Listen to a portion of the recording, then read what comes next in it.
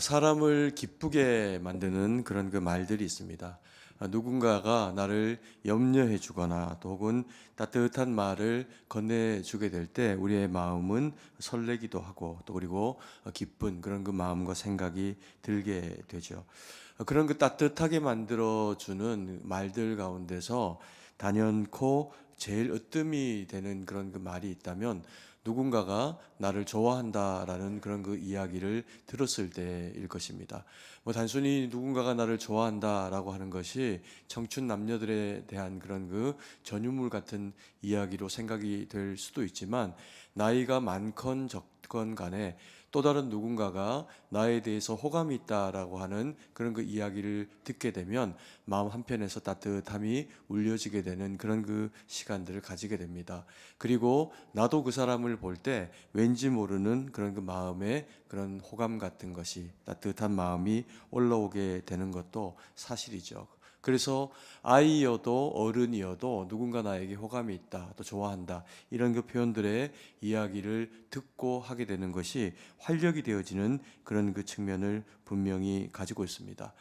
그런데 우리가 사람에게서 그런 이야기를 들어도 마음이 흡족하고 좋을 텐데 성경에서 하나님이 우리를 사랑하신다라는 그런 그 말씀을 듣게 되면 성도님들의 마음은 어떻습니까? 우리가 워낙에 하나님이 우리를 사랑하신다는 것을 알고 있고 또 말씀을 통해서도 자주 그와 같은 이야기들을 듣기 때문에 딱히 우리 마음 가운데서 감동이 올라오지 않는 그런 그 느낌으로는 우리 마음 가운데 올라오지 않는 상황이 있다고 하더라도 반대로 이야기를 하면 하나님이 그래서 나를 사랑하시지 않는가라고 하는 생각이 우리 마음 가운데 찾아오면 따뜻함이 아니라 불안함과 또 그리고 때로는 힘겹고 아픈 마음이 우리에게 그렇게 찾아오게 되겠죠. 그런데 하나님이 우리에게 아버지 되시는 분이심으로 말미암아 하나님은 우리를 사랑하지 않으실 수가 없는 분이라고 그렇게 성경은 말씀을 하고 있습니다. 우리는 우리의 신앙을 고백하면서 우리가 하나님을 사랑합니다. 아버지 사랑합니다. 이런 이제 신앙의 고백들을 훈련을 통해서도 하게 되고 찬양을 통해서도 하게 되고 여러 경로를 통해서 우리의 그 마음 가운데 있는 주님에 대한 그 사랑을 고백하기도 합니다. 그런데 우리가 주님을 사랑하는 것과 또 그리고 하나님이 우리를 사랑하시는 그 고백의 강도나 그리고 번수를 우리가 돌아보면 어떤 경우가 더 많을까요? 내가 하나님을 사랑합니다. 이렇게 고백하는 그런 그 순간과 또 그리고 하나님이 우리를 사랑한다 이렇게 말씀하시는 그 강도와 번수가 어떤 것이 더 많고 강할까요? 우리가 늘상 그렇게 고백해야 한다라고 생각을 하기 때문에 내가 하나님 앞에 하나님 사랑합니다 라는 이야기를 더 많이 그렇게 하지 않을까 생각을 하게 되는 경향이 있습니다. 그런데 성경을 보면요, 이스라엘 백성들이 하나님을 사랑한다라고 그렇게 고백을 하기도 하지만 더 많은 경우에 하나님께서 이스라엘 백성들을 향하여서 내가 너희를 사랑한다 그리고 질투가 나기까지 사랑한다라고 하시는 그와 같은 표현들을 지속적으로 그렇게 하고 계시는 것을 보게 됩니다. 그래서 하나님이 훨씬 더 우리를 사랑하시고 우리를 사랑한다 그렇게 말씀을 하시고 계시는 거죠. 15절 말씀을 같이 한번 읽습니다.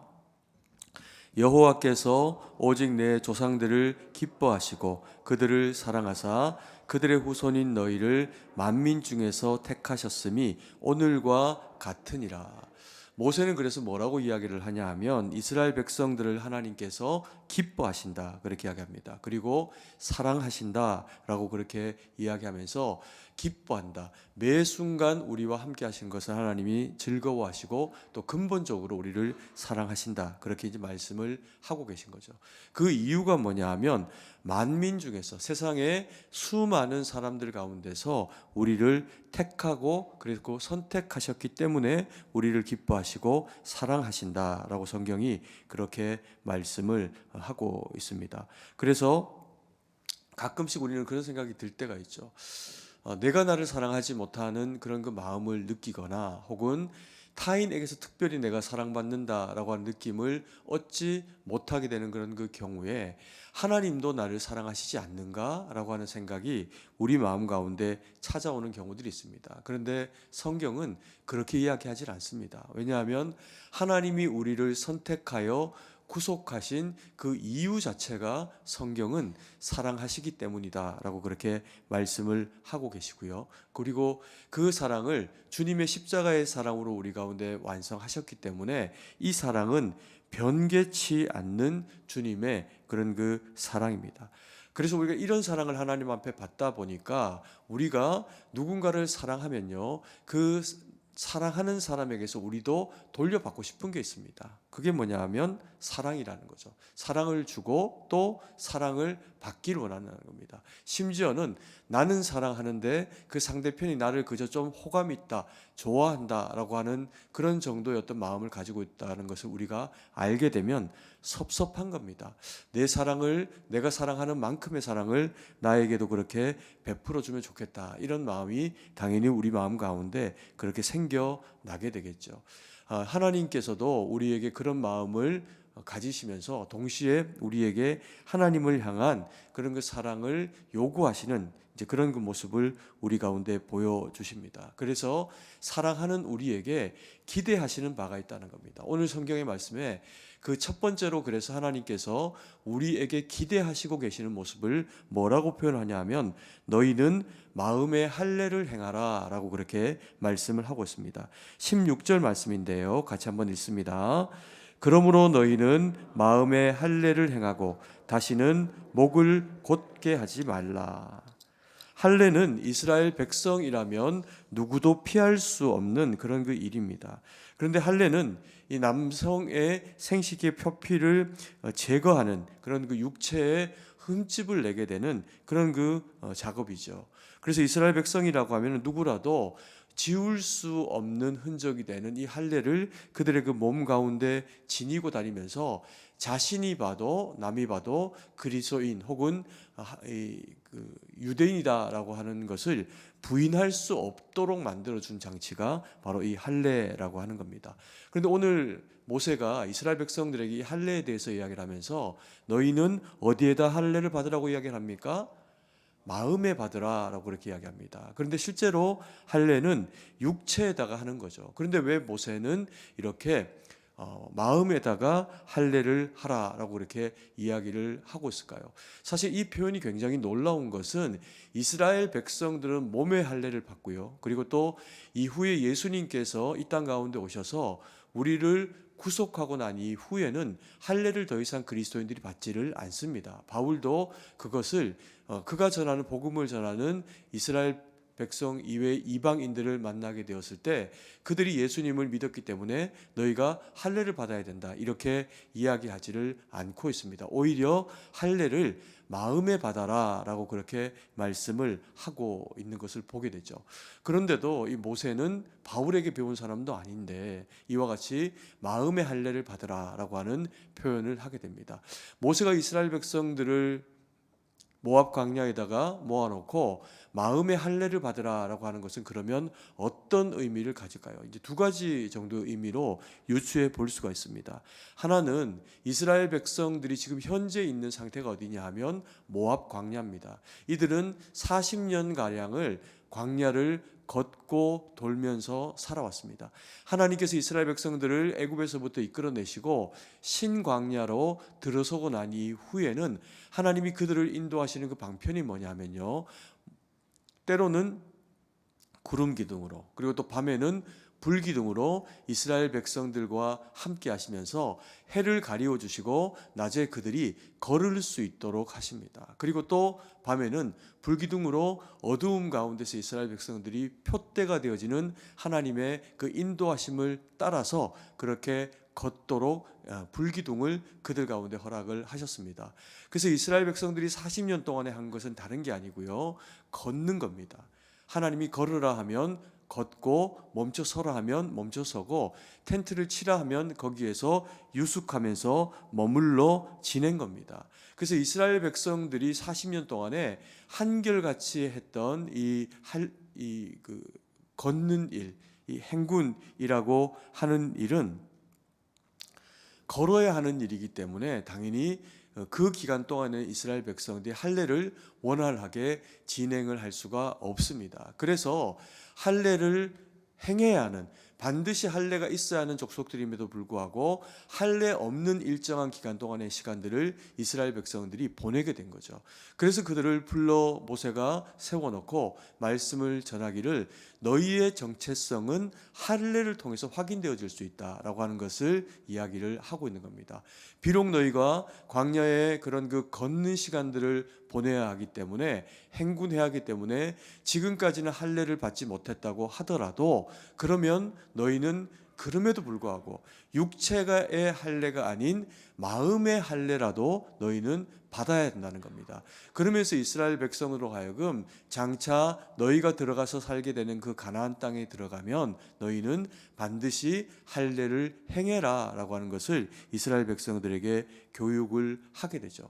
그래서 모든 이스라엘 백성들은 할례에서 예외가 없고, 실제로 가나안 땅에 들어가고 난 이후에 이스라엘 백성들은 길갈이라고 하는 지역에서 돌칼 부싯돌로 칼을 만들어 가지고 모든 남성들이 다 할례를 행하게 되는 그런 그 시간들을 보내게 됩니다.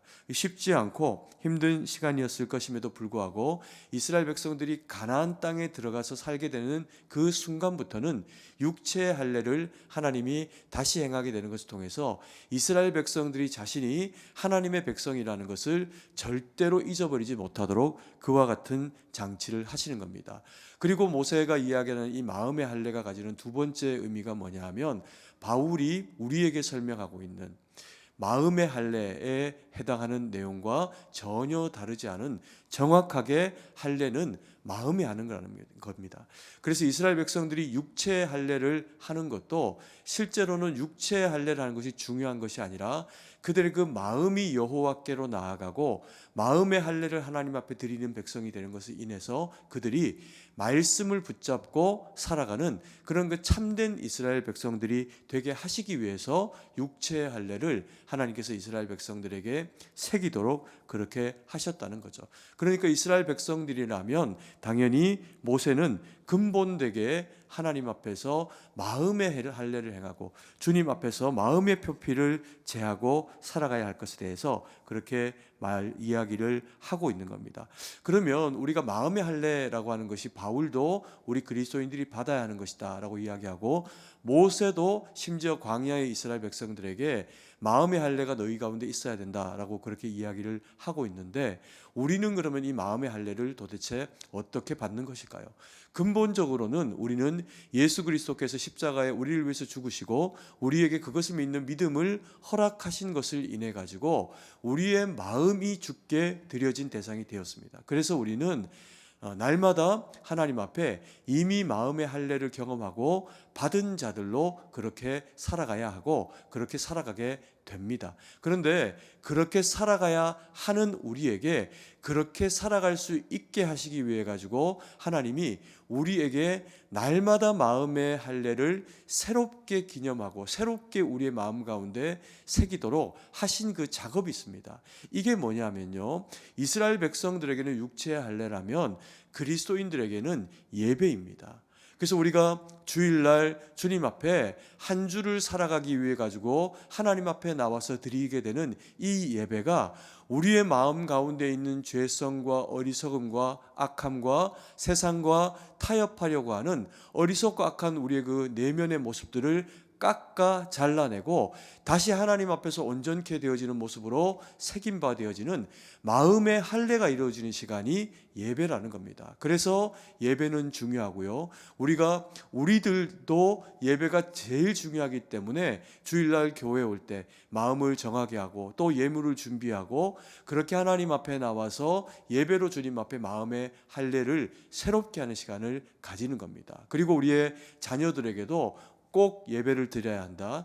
너희가 무엇을 하기에 앞서, 너희가 무엇을 잘 해내기에 앞서 하나님 앞에 참된 예배자로 서서 자기를 하나님 앞에 구별되어 드리는 그 작업을 하는 것이 너희의 인생 가운데서 하나님 앞에 다른 어떤 결과물로 살아내고 사는 것보다 가장 중요한 일이 된다. 이것이 바로 예배가 가지는 우리의 마음의 할례로서의 의미라는 겁니다. 그래서 오늘 모세를 통해 갖고 이스라엘 백성들이 광야에 둘러앉아서 마음의 할례, 하나님의 말씀을 그들의 마음 가운데 새기는 그런 그 시간들을 갖는 것처럼 우리의 영혼이 주의 말씀으로 말미암아 다시 빚어지고 내 안에 어리석고 또 순종하지 못하는 탐욕과 죄악과 악함의 모습들이 있다면 주님의 말씀으로 예배 가운데 그것을 씻어내고 주의 보혈의 능력으로 우리의 마음을 맑게 씻겨내야 됩니다. 그리고 우리의 사랑하는 이들에게, 나의 자녀들에게, 또 믿지 않는 가족들에게도 예배가 얼마나 중요한 것인지를 그들에게 각인하여 선포하면서 그들이 예배 가운데 나오는 것이 마음의 할례를 경험한 하나님의 백성됨의 근본된 모습이라는 것을 깨닫게 해야 됩니다. 그래서 우리가 여기에서 실패하면 더 많은 것을 잃고 살아가게 되죠. 왜 그럴까요? 예배에 승리하고 예배를 통해서 하나님의 말씀을 경험하고 예배를 통해서 성령의 감화 감동에 우리와 동행하시는 하나님의 그 능력을 힘입고 깨닫지 않고서 무슨 방편으로 세상에서 나와 동행하시는 하나님과 살아내겠습니까? 그것은 우리에게도 마찬가지고 우리의 자녀들과 우리의 가까운 이들에게도 마찬가지라는 겁니다. 그래서 예배는 중요합니다. 예배를 드리지 않는 족속들과 그래서 부딪히고 예배를 드리라 하고 권면하고 강건하여 세워야 되는 이유가 뭐 예배 한 번 드리고 안 드리고 말고 그런 문제가 아닙니다. 여러분의 영혼이 한 번의 예배를 드리지 못해서 굶주리고 한 주를 그렇게 살아가고 한 주를 하나님과 동행하는 경험을 하지 못하고 살아간다면 우리의 한 주의 삶이 하나님 앞에 불행해지는데 우리의 사랑하는 자녀들이나 가족들이 그와 같은 경험을 하지 못하고 살아간다면 그들의 한 주가 하나님 앞에서 불행해지는 겁니다. 여러분, 그래서 우리는 깨어 있어야 하고 예배자로 하나님 앞에 바로 서야 하고 그리고 예배에 집중하면서 내 마음의 할례가 이루어지는 시간이 될 수 있도록 주님 앞에서 몸부림해야 합니다. 아멘이십니까? 두 번째로 성경이 우리에게 그렇게 말씀합니다. 목을 곧게 하지 말고 여호와께 순종하라 라고 그렇게 말씀합니다. 16절 말씀을 다시 한번 읽습니다. 그러므로 너희는 마음의 할례를 행하고 다시는 목을 곧게 하지 말라. 두 번째로 마음의 할례를 받은 우리가 해야 할 일이 있는데 그게 뭐냐 하면 너희는 다시는 목을 곧게 하지 말라라고 그렇게 말씀을 하고 있습니다. 다시는 목을 곧게 하지 말라. 우리가 이전에도 목을 곧게 하고 살았던 적이 이스라엘 백성이나 우리에게나 다 있었다는 얘기입니다. 그렇기 때문에 너희가 다시는 그와 같이 목을 곧게 하지 말라라고 그렇게 말씀을 하고 있는 겁니다. 목을 곧게 한다라고 하는 것이 가지는 의미가 무엇일까요? 1차적으로 우리는 이 말을 교만이라고 하는 단어로 한마디로 표현을 하기도 합니다. 그래서 우리가 하나님 앞에 목을 곧게 하는 것은 교만이 행하는 거다. 그래서 절대로 교만하면 안 된다. 그렇게 우리가 이야기를 하기도 하죠.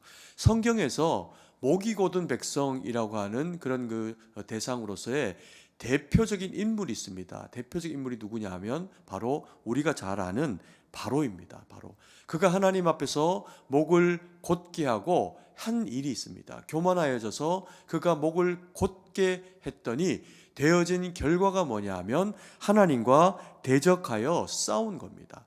하나님 앞에 순종하고 주의 말씀 가운데 순종해서 이스라엘 백성을 보내라 하면 보내면 되는데 그러면 어려움이나 문제들이 그에게 그렇게 찾아오지 않았을 텐데 그가 하나님을 거절할 뿐만 아니라 하나님의 말씀을 대적하면서 자신의 뜻을 세우고서 하나님을 이겨먹으려고 합니다. 이게 이제 하나님과 부딪힌 작업인데 성경은 이것을 목이 곧은 일이라고 그렇게 표현을 하고 있습니다.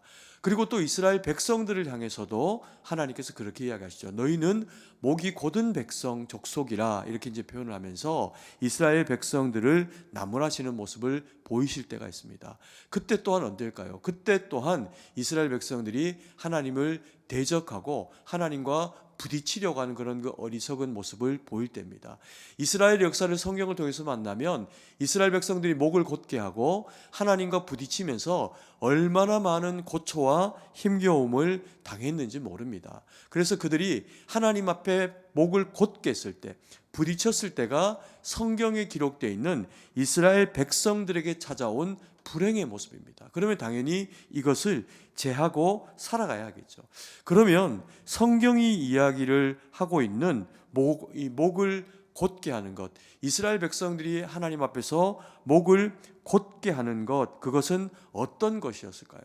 대놓고 그들이 하나님을 대적하고 하나님 앞에 목을 곧게 한다라고 생각하면서 부딪힌 일은 없습니다. 그런데 그들은 그것을 깨닫지 못하는 중에 실제로 그들의 그 삶 가운데 벌어지는 형태, 그런 그 삶의 모습을 보니까 결과적으로는 하나님과 부딪히는 일들이 되어버린 일들을 성경에서 우리 이스라엘 백성들의 모습을 통해서 많이 만나고 경험을 하게 됩니다. 어떤 모습일까요?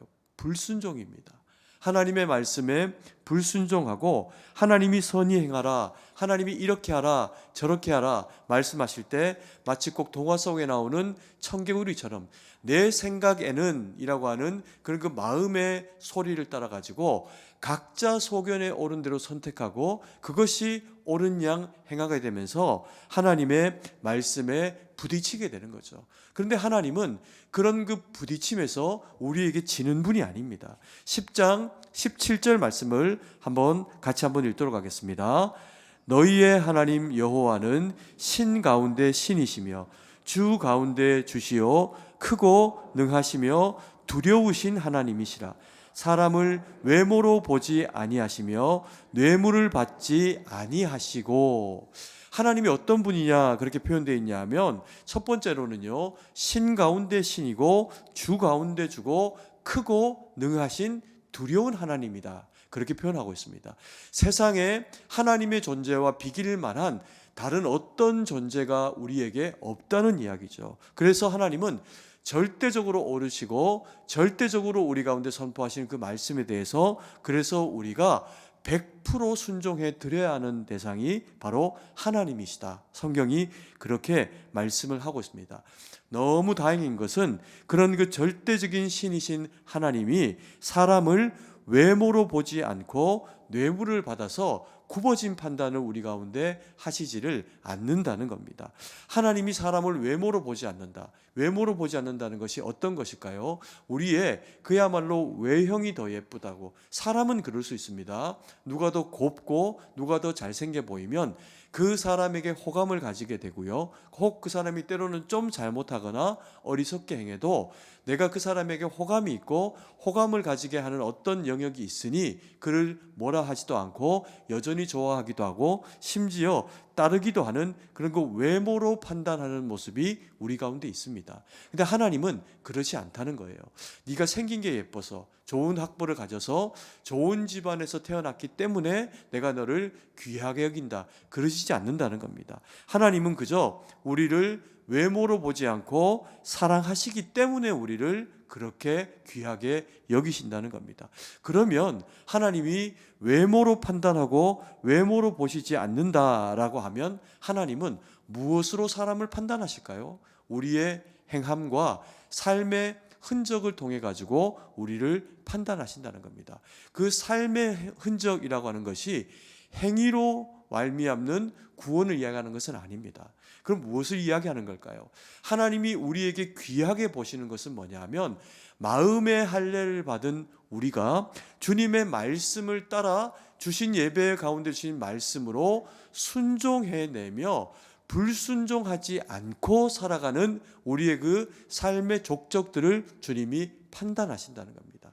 그래서 외모로는 우리를 판단하시지 않고 우리가 하나님 앞에서 선히 행하고 바로 행한 일로 하나님이 우리를 판단하시고, 혹은 우리가 하나님 앞에서 그릇 행하거나 어리석게 행한 일에 대해서는 대가를 지불하게 하시기도 하시고 꿀밤을 먹이기도 하시고 인생 채찍을 우리 가운데 대시면서 그 어그러진 길에서 바로 선 길로 돌아오도록 하나님이 우리에게 그와 같이 하신다는 겁니다.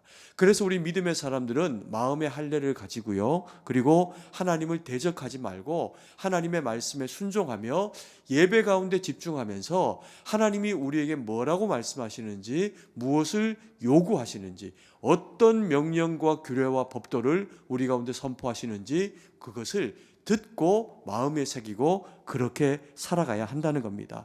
그래서 세 번째로 오늘 하나님이 우리에게 주시는 명령과 법도와 규례가 있습니다. 그게 뭐냐면요, 주님의 마음으로 고아와 과부와 나그네를 섬겨라 라고 그렇게 말씀을 하고 있습니다. 18절 19절 말씀입니다. 같이 한번 읽습니다.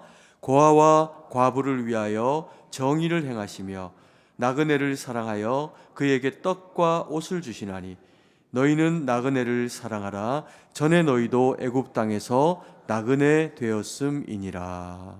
아멘. 여호와 하나님께서 이스라엘 백성들로 하여금 순종해라, 너희는 섬기는 자들이 되라 라고 그렇게 말씀을 하시면서 고아와 과부를 향해서 정의를 행해라 라고 그렇게 말씀을 하십니다. 이 정의가 뭐냐면요, 우리가 그 지난주에도 바라봤던 하나님이 이스라엘 백성들에게 명령하셨던 명령과 규례와 법도라고 하는 이 세 가지의 하나님의 그 말씀을 따르는 방편에 대해서 이야기하셨을 때, 세 번째 명령과 규례와 법도라고 하는 이 법도에 해당하는 부분이 이 정의라고 하는 번역으로 이렇게 번역이 되어 있습니다. 그래서 똑같은 단어인데 우리 성경에는 이것을 법도, 또 어떤 때는 정의 이렇게 표현을 하고 계시죠. 하나님께서 왜 이런 표현으로 이스라엘 백성들에 대해서 정의를 행해라 라고 그렇게 말씀을 하실까요? 고아와 과부와 나그네에게 선히 행해라, 그들에게 착하게 행해라, 그들에게 먹을 것과 옷을 주어라, 이렇게 표현을 하시면 되는데 하나님께서 그렇게 표현을 하기도 하시지만 이것을 한마디로 정의해가지고 정의를 행하라 라고 그렇게 이야기를 하고 계신다는 겁니다. 왜 이것이 정의일까요? 고아와 과부와 나그네를 잘 대해주는 것이 왜 정의에 해당하는 그런 그 일들이 될까요? 이들은 사회적인 약자들일 수 있고요, 취약한 자들입니다. 그래서 이들은 생계를 위해 가지고 당장의 먹거리가 필요하고 잠자리가 필요한 대상들입니다. 그러면 그것을 행해라 라고 그렇게 표현을 하면 되는데 하나님께서 뭐라고 이야기하시냐면 정의를 행해라 이렇게 표현을 하고 계시다는 거죠. 이스라엘 백성들에게는 이게 이제 두 가지 면에서 이 정의를 이들이 행해야 됩니다. 하나는 뭐냐면요, 그야말로 먹거리가 되어주라는 겁니다.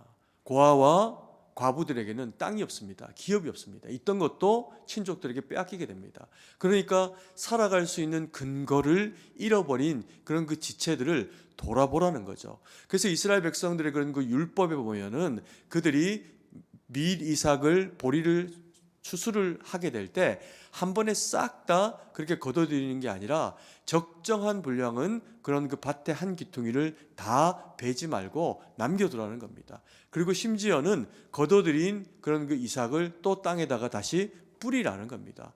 고아와 과부와 나그네가 지나가다가 그것으로만도 그들의 먹거리가 해결되어질 수 있도록, 굶어 죽지 않도록 그들의 먹거리를 너희가 책임져 주라는 거죠. 하나님이 너희에게 기업이 되어주셨고, 그래서 너희는 이 농사를 통해서 하나님이 주시는 일용할 양식으로 너희 또한 그렇게 살게 되었으니 너희가 그들에게 기업이 되어주고 만나가 되어주라 라고 하는 그런 이제 맥락으로 이스라엘 백성들에게 그와 같은 행함을 요구를 하시는 겁니다. 그렇게 해서 소외되고 또 작고 연약한 사람들이 이제 삶을 영위할 수 있도록, 심지어는 들짐승까지도 긍휼히 여기면서 굶어 죽지 않도록 그와 같이 그렇게 하라는 겁니다. 근데 단순하게 이것이 먹거리만 아니라 그들이 살아날 수 있는 일정한 기간들을 그들이 이삭 줍기를 통해 가지고 그와 같은 배려를 받아 살아내게 하시면 일정 기간이 지나가게 되면 이스라엘 백성들은 고아여도 혹은 또 과부여도 그 자식이 커 올라와서 장성한 상황에 이르게 되면 기업이나 상황들이 회복이 되게 하는 겁니다. 그래서 당장의 먹거리를 해결해 주라라고 하는 의미에서도 정의의 실현이 되고, 또 그들이 이스라엘 율법 가운데서 다시금 온전한 삶의 기반을 가지고 회복되어질 수 있게 하기 위해서도 너희가 그들에게 정의를 행하라는 겁니다. 그래서 율법으로 사랑하고 율법으로 섬겨내라, 이것을 정의를 행해라, 그렇게 법도를 행해라, 그렇게 하나님께서 표현을 하고 계시는 겁니다. 그리고 이제 고아와 과부에게 그렇게 하고요. 또 하나 이제 등장하는 대상이 누구냐 하면 나그네라고 하는 대상이 등장을 하게 됩니다. 나그네에게는 어떻게 하는 것이 말씀에 순종하는 일이 될까요? 그들에게는 옷과 먹거리를 나눠주랍니다. 왜요? 그들의 옷이 헤어지고 또 그들의 먹거리가 없을 수 있기 때문에 그렇습니다. 근데 우리가 일반적인 의미에서 나그네라고 하면 이제 길을 지나가는 사람이죠. 그래서 우리의 인생을 표현할 때도 우리가 나그네 같은 인생을 산다, 그렇게 표현을 하기도 합니다. 그런데 이제 한글로는 우리식의 성경에서는 이게 나그네 이렇게 이제 번역이 되어져 있기도 하지만, 이것을 더 근본적인 의미에서, 원어적인 의미에서 바라보게 되면은 이 나그네가 단순히 그냥 인생을 살아가는 그런 그 한 사람, 이런 의미라기보다는 함께 살아가는 거류민입니다. 그러니까 이스라엘 백성들의 입장에서 이 나그네는 이방인들입니다. 근데 이스라엘 백성들이 이방인들에게 어떻게 합니까? 전쟁하죠. 그리고 그들을 죽입니다. 할례 없는 자들인 것이 확인이 되면요, 싹 다 죽이고 아이들까지 다 죽입니다. 지금도 그래서 구약 시대를 여전히 살고 있는 이스라엘 백성들이 그렇게 악하고 어리석게 행하는 모습을 보이는 겁니다. 그런데 성경이 말하고 있는 이 나그네는 어떤 대상들이냐면요, 그냥 단순한 이방인들이 아닙니다. 이스라엘 백성들이 죽여야 하는, 전쟁 가운데 만나게 되는 가나안 사람들이 아닙니다. 그러면 여기에 등장하고 있는 이 나그네는 어떤 대상들일까요? 이스라엘 백성들은 출애굽을 하면서 이스라엘 백성만 나온 게 아닙니다. 그들에게는 일부 애굽인들이 따라 나오고 혼혈 족속들이 또 따라 나오기도 하고, 그리고 또 에돔 족속들, 또 그니스 사람들, 갈렙이 그런 사람이죠. 그리고 이제 그런 이제 여러 잡족들이 함께 이스라엘 백성들과 그 길을 나서 가지고 애굽을 탈출을 해서 가나안 지경 가운데 함께 가기 위해서 그 행보들을 그렇게 한 사람들이 있습니다. 결국 따지고 보면 이들은 이스라엘 백성들과 함께 살면서 이스라엘의 하나님을 믿기로 작정을 한 귀화한 거류민들인 겁니다. 그래서 너희 가운데 함께 살아가는 이방 족속들이지만 하나님을 함께 알고 하나님을 함께 섬기며 살아가기로 하는 그 거류민들, 나그네들에 대해서 너희가 함부로 하지 말라는 겁니다. 왜요? 너희도 애굽에서 400년 이상을 나그네로 살아왔다. 그들의 그 도움도 받았고 보호도 받았다. 그러니 너희 가운데 들어오게 된 이방인들을 함부로 대하고 폄하하고 종처럼 낮은 그런 그 대상들로 여기지 말고 함께 형제와 자매가 되어서 살아가랍니다. 이것을 표현하는 방식이 뭐냐면요, 이스라엘 백성들에게는 먹거리를 나눠주라는 거예요. 여러분, 이스라엘 백성들과 한번 만나보십시오. 나중에 이스라엘을 또 성지순례 가실 일들이 있으실 겁니다. 그리고 한 번 정도는 좀 부담이 돼도 꼭 한번 갔다 오셔도 좋다고 생각이 됩니다. 그런데 이 이스라엘 땅 가운데 가가지고요, 이스라엘 땅까지 갔으니 내가 유대인들하고 밥 한번 같이 먹고 싶다라고 해서 유대인들하고 밥을 먹을 수가 없습니다. 유대인들의 식당에 함부로 이방인들인 우리가 들어갈 수도 없습니다. 심지어는 막 이제 한국인들이 때로는 그런 경우가 있었답니다. 밥을 달라, 우리가 돈을 내는데 왜 밥을 안 주냐. 한국 사람들이 이제 자존심 세니까, 또 우리가 하나님의 자녀로 성지순례 간 거니까 그렇게 하도 요구하니까 건물 안에는 못 들어오고 건물 바깥에 있는 테라스에 있는 식탁에서 밥을 이제 준 겁니다. 하도 때를 쓰니까 막 들어오려고 그러고 그러니까. 그러고 나서 밥 잘 먹고 값을 지불하고 가니까 그들이 이방인인 코리안, 우리를 보면서 어떻게 행동한 줄 아십니까? 그들이 보는 앞에서, 그 관광객들, 한국인들이, 성지 순례자들이 보는 앞에서 그들이 먹은 접시를 다 깨는 겁니다. 하나씩. 왜 깰까요? 개가 먹었다는 겁니다. 짐승이 먹었다는 거예요. 인정하지 않는 겁니다. 그게 이스라엘 백성들이, 유대인들이 가지고 있는 기본적인 이방인들에 대한 바라봄의 시각입니다. 근데 오늘 나그네를 너희가 어떻게 하라? 옷을 나누어 주고 그들과 함께 식탁의 교제를 하라는 거예요. 뭐라는 겁니까? 형제로 받아들이고 인정하라는 겁니다. 귀하게 여기라는 거죠. 그럼 여러분, 우리가 이 말씀을 듣게 될 때 고아와 과부와 나그네를 우리가 배웠습니다. 이 고아와 나그네와 과부의 역할이 한 번에 이루어져 가지고요, 인생에 굉장한 어려움을 가진 사람이 있습니다. 근데 그것이 이스라엘 백성들 가운데서 들어와서 해결된 사람이 있습니다. 누굴까요? 룻입니다. 나오미의 자부가 되는 룻이 남편도 죽고 시아버지도 죽고 그들이 살아갈 수 있는 모든 방편을 다 잃어버립니다. 심지어는 희망도 없습니다. 왜요?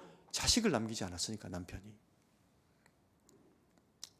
그래서 삶의 어떤 희망도 발견하지 못하고 있던 룻이 어머니의 하나님을 만납니다. 그리고 그 어머니의 하나님을 마음의 할례로 그 마음에 모십니다. 그래서 돌아가라 권면하는 그 나오미 어머니의 그 이야기에 대해서 내가 죽는 일 외에는 여호와 하나님을, 어머님을 떠나는 일이 없을 겁니다 라고 그렇게 믿음의 고백을 합니다.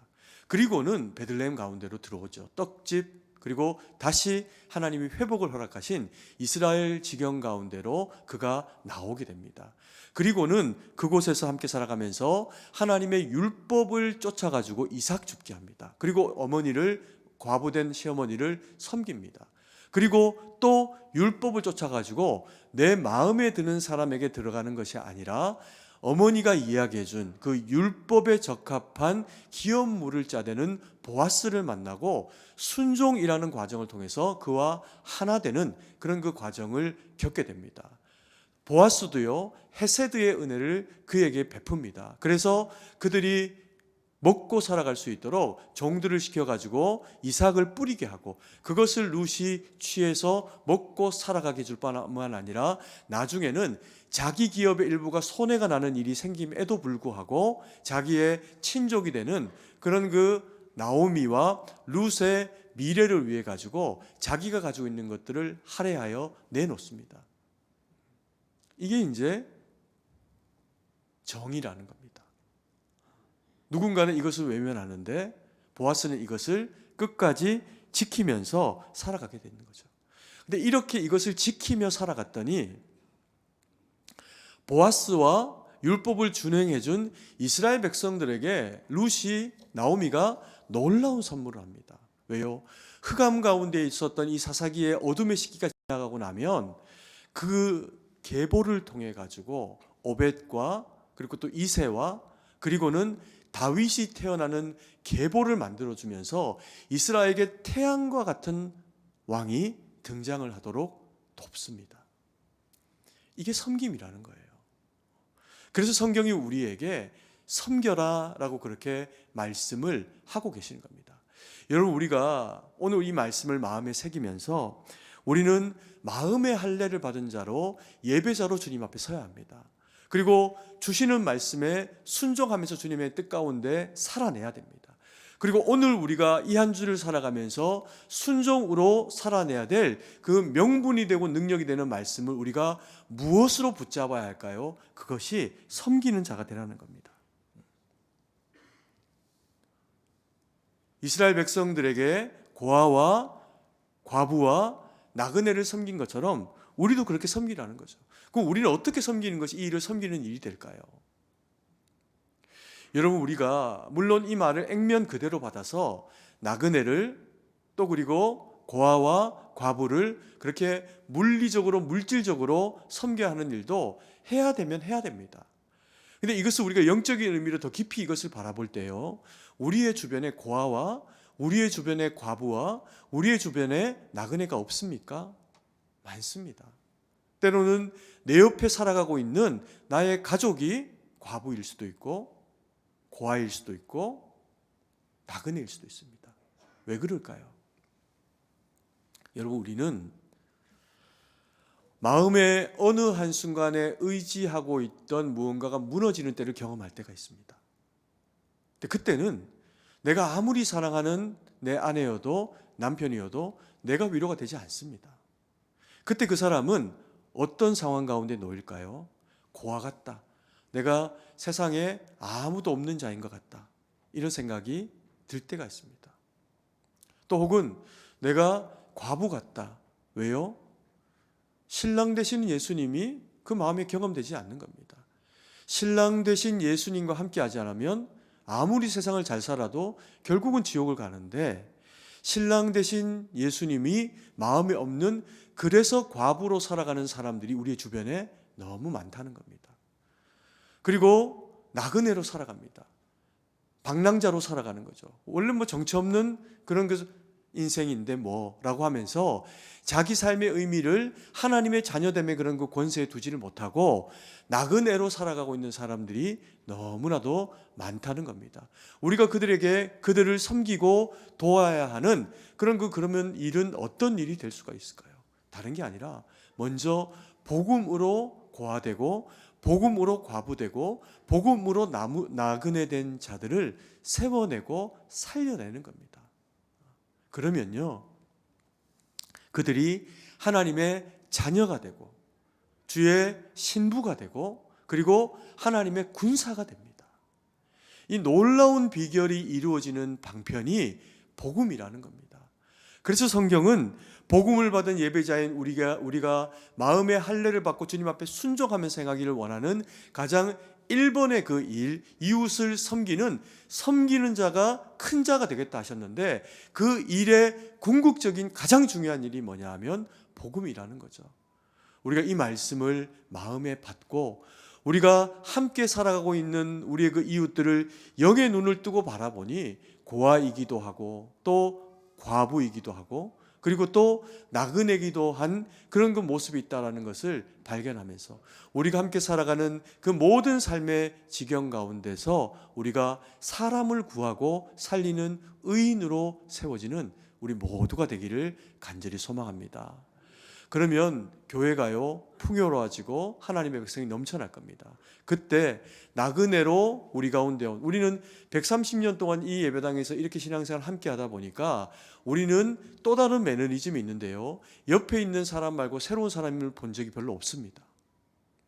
그러다 보니까 새로운 사람이 오면 신기해서 말도 안 겁니다. 이게 너무 우리에게는 생소한 일이라. 그런데 우리 교회가 처음 하나님 앞에 세워졌을 때는 그런 교회 아니었습니다. 백정이어도 교회가 가득 차고 양반이어도 변화되어서 또 다른 누군가를 복음을 전하고, 그래서 대한민국에서 어머니 교회였던 교회가 우리 교회 아닙니까? 근데 그 어머니 교회였던 교회가 아니라 지금도 어머니 교회라고 하면요, 자녀를 출산하고 양육하고 키워내고 살려내는 복음에 합당한 일을 마땅히 감당해 내줄 수가 있어야 합니다. 그래서 하나님 앞에 그렇게 영적인 저진하고 하나님 앞에 자녀를 영적으로 출산하고 하나님 앞에 나그네와 같은 자들을 세워내서 주님 앞에 칭찬받는 우리 모두가 되기를 간절히 소망합니다. 기도드리겠습니다. 사랑의 아버지 하나님, 은혜와 사랑을 감사드립니다. 아버지 하나님, 저에게 오늘도 생명의 말씀 주셔서 마음의 할례 받은 예배자로 순종의 하나님의 사람으로 아버지 하나님 우리를 빚으시고 세워주시니 감사드립니다. 함께 살아가는 우리의 그 삶의 지경에 영적으로 고아되고 영적으로 과부되고 영적으로 나그네된 자들이 얼마나 많은지 모릅니다. 하나님, 우리에게 복음에 다시금 깨어날 수 있는 그 마음을 허락하시고 눈을 열어주시고, 그래서 아버지 하나님, 전하지 않으면 사망으로 가는 영혼을 불쌍히 불쌍히 여기면서 고아를 하나님 자녀 만들고 과부를 하나님의 신부를 만들고 아버지 하나님 연약한 나그네를 주의 군사로 세워내는 우리 교회 승동교회 되도록 하나님 은혜를 베풀어 주시옵소서. 그 일이 나와 내 가족들 가운데 이루어지고 나의 사랑하는 자들 가운데 이루어져서 하나님 영광 돌리는 우리 모두가 될 수 있도록 역사하여 주시옵소서. 주님께 모든 것을 의지하고 감사드리며 살아계신 주 예수님 이름으로 기도드립니다. 아멘.